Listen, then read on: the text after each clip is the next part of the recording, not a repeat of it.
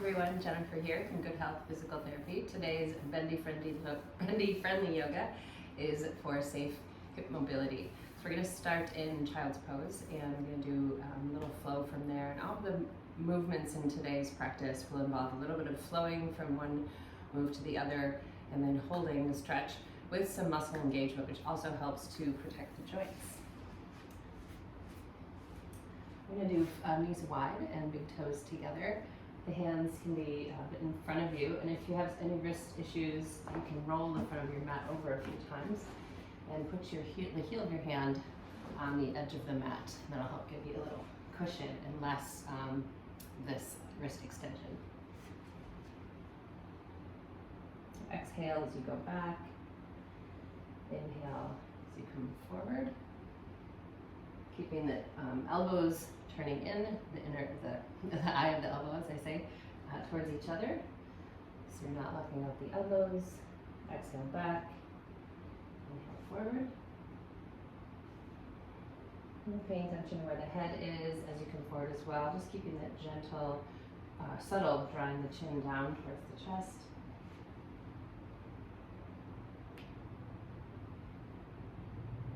And just go ahead and hold the child's pose for a few breaths. You can let your head come down and maybe unfurl the mat and just let your head rest on the mat.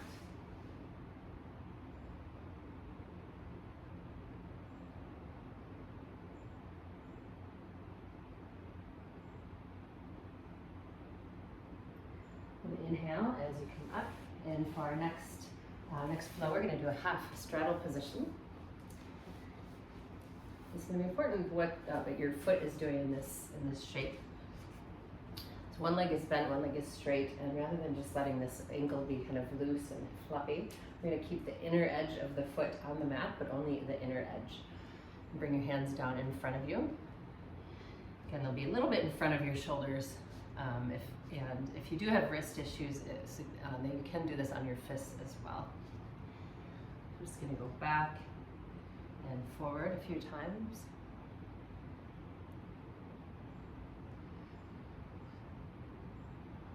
And that back foot, go ahead and tuck your toes under. Help keep your ankles straight. And then just let your hips come back. I'm not just dropping my hip all the way to my heel. So it's a pretty active stretch, keeping the inner edge of that extended foot on the mat.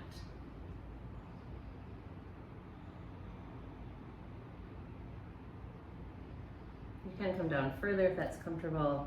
If your neck gets tired, you can let your head rest in your hands, like so.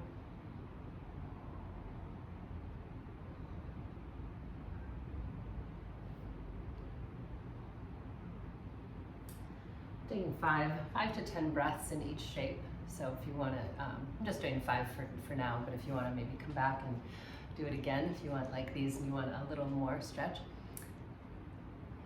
And the inner edge of the foot on the mat, but not the outer edge, and not just allowing the ankle to passively turn. So we're going to keep that leg nice and active, hands a bit in front of the shoulders, and just rocking forward and back a few times.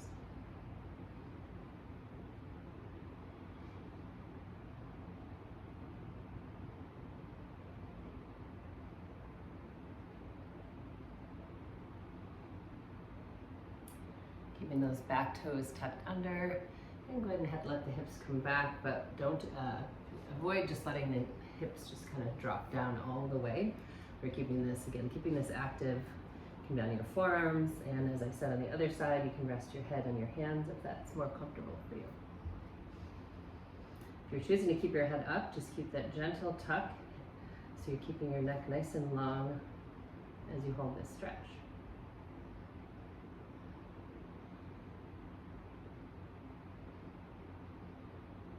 As you inhale, go ahead and come back up. Then we'll turn the other way for another flowy movement. This time we'll be in a half kneeling position. So if you have sensitive knees, you want to grab a blanket or a pillow. Probably not a pillow because it's a little too wobbly, but a folded up blanket, or you can just roll this mat over one time if that's good for you. And the back knee is going to be pretty much right under the hip. And again, the back toes tucked. We're going to, maybe some petting. I'm going to move the arms a little bit through this shape too, just to get some opening through the chest and shoulders. Just being aware of how far you're bringing your arms back. Just keep the navel gently drawing towards the spine as you inhale and deepen into that lunge. And exhale, bring the arms forward and down. I'm going to scoot this foot back a little bit because I do want that knee to go past the toes, but I want to avoid getting too much stretch in the front of the back hip. Inhale forward, and that gets a nice dorsiflexion in the ankle there, which is good. Inhale forward, and exhale back.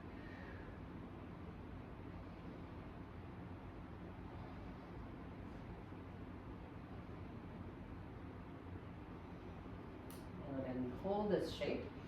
And as you hold this shape, avoid just letting your hips drop forward. You want to keep some tone in the core to keep neutral spine, protect that lower back. So as you drop into this, you might feel now a little stretch in the front of the hip, and we're just going for mild, maybe moderate sensation of stretch. I'm going to place my hands back here like I'm sliding them into my back pockets just to give the chest a little gentle opening. And just a little bit of a look up to open through the front of the throat.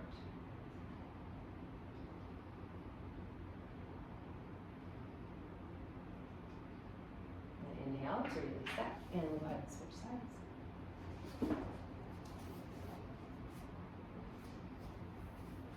And the knee is about under the ankle here. And I'm going to scoot my foot back so my knee goes past my toes in this. If that does not feel good for your knees, then you can scoot your foot forward a little bit. I like to work on a little knees over toes. Inhale, coming forward, and exhale back.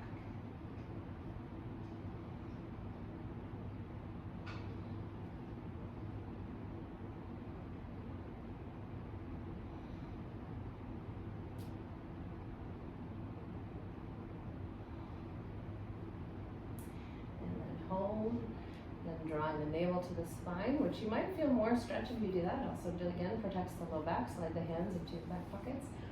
Roll it up, draw the shoulders back, and just a little bit of a look up to open through the front of the throat, certainly without just letting the head fall back.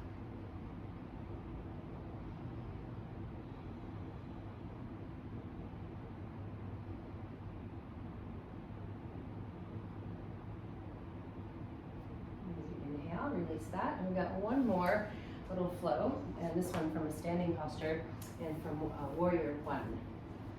So I'll start with the right foot forward and the left foot back. And if you're familiar with this shape, often people go quite low into this shape, but we're going to keep it a little more shallow because I do want you to keep the hips square rather than letting yourself turn open as one might more traditionally do in this shape. And then I want you to make sure you're pressing your outer heel against the floor. You should feel those glutes on that side engaged then. And that front thigh, think of it as drawing into the hip. So you have a nice firm foundation for this shape. We're going to move a little bit, bowing forward and then coming back up before we hold the shape. Reach forward, down towards the floor. Inhale, give the arms a gentle circle back and up, and exhale forward.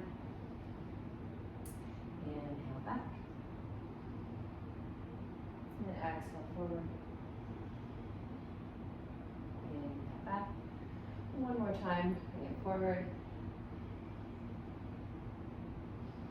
Now we're going to hold this shape. I'm going to take the hands, interlace them to the back of my head, and just gently press my head into my hands, noticing keeping the chin down, and gently drawing the elbows back. Not so much so that you arch through the spine, so we're going to keep this pose nice and active. So again, drawing the outer heel down, front thigh, drawing in to the hip, gently drawing the elbows back.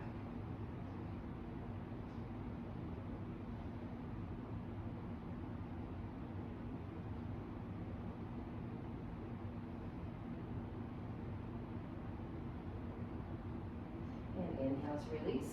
And we'll just turn around for the other side. So you will have about hip distance for this shape, making sure you're not in tandem. It's a little harder to balance that way. Again, you want to keep the hips square. So if you go too long, it's going to force this more open position. It can be a little tricky for the low back if you have some instability there. And drawing the outer heel down into the mat. Front thigh drawing into the hip. Just gently drawing the navel to the spine. So a nice, firm, strong foundation for this shape. As you exhale, reach forward. Inhale, circle back. Exhale, forward. Inhale, back.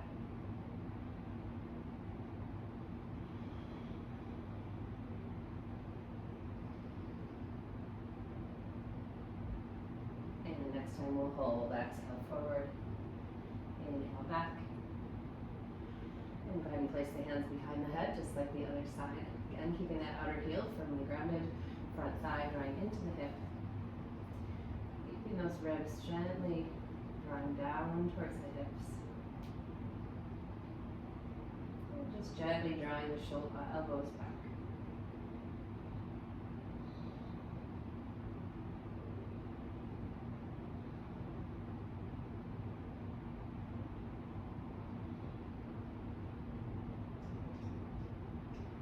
Inhale to release.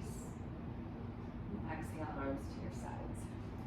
All right, and that's it for today's quick yoga practice for safe hip mobility. Have a great day, and do drop a note in the comments if you have any questions or if you'd like anything else, like me to cover anything more specifically in the next video. Have a great day.